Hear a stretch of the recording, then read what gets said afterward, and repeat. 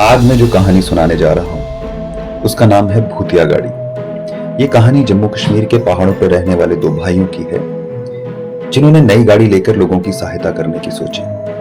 वे ऐसे गांव में रहते थे जहां यातायात के कोई भी साधन मौजूद नहीं थे। रात में लोग फंस जाते थे और उन्हें कहीं भी रात बितानी पड़ती थी। एक दिन उन दोनों भाइयों ने जैसे तैसे करके पैसे जमा किए और एक खूबसूरत कार खरीदी। दोनों बहुत खुश थे।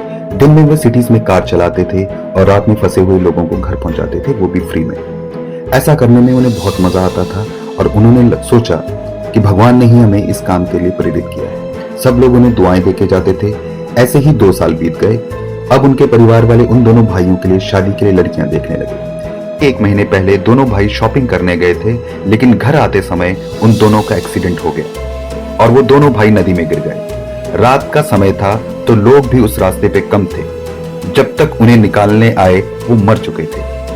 उनके परिवार के लिए यह बहुत बड़ा सदमा था। उनके पिता ने गाड़ी को मनहूस मानकर उसे गैरेज में बंद कर दिया। गैरेज घर के पीछे था तो गाड़ी पे किसी ने ध्यान नहीं दिया।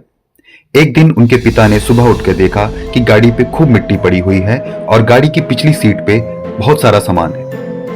उनको याद आया कि गाड़ी गैरेज में लगाते वक्त गाड़ी में कोई भी सामान नहीं था, पर अपनी भूल समझकर उन्होंने इस बात को नजरअंदाज कर दिया। ऐसे ही 6 महीने बीत गए। एक दिन रात 11 बजे उनके पिता ने देखा कि गाड़ी गैराज में नहीं है। तब वे परेशान हो गए और परेशान होकर उन्होंने पुलिस को कॉल किया। बर्फबारी के कारण पुलिस ने सुबह देख लेंगे ऐसा बोलकर कॉल काट दी। उनके गांव से कुछ किलोमीटर दूर इसी बर्फबारी में एक लड़का फंस जाता है और उसने देखा कि एक गाड़ी उनकी तरफ आ रही। गाड़ी की अगली सीट पे 2 लोग बैठे हुए थे। उन्होंने उसको घर पहुंचाने के लिए रिक्वेस्ट की। वह लड़का उनकी गाड़ी में बैठ गया और घर पहुंचने पे उनको पैसे देने लगा जो उन्होंने लेने से मना कर दिया।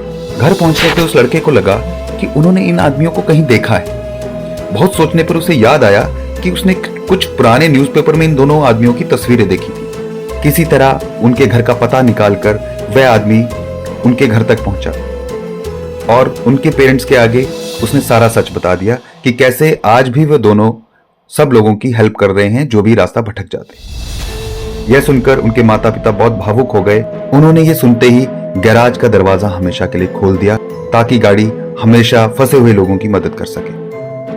ये कहानी बारामूला कश्मीर की है और यह सिलसिला 2004 तक चलता रहा। 2004 के बाद किसी भी ऐसी घटना का अनुलेख अभी स्थानीय लोगों से नहीं मिलता है। धन्यवाद।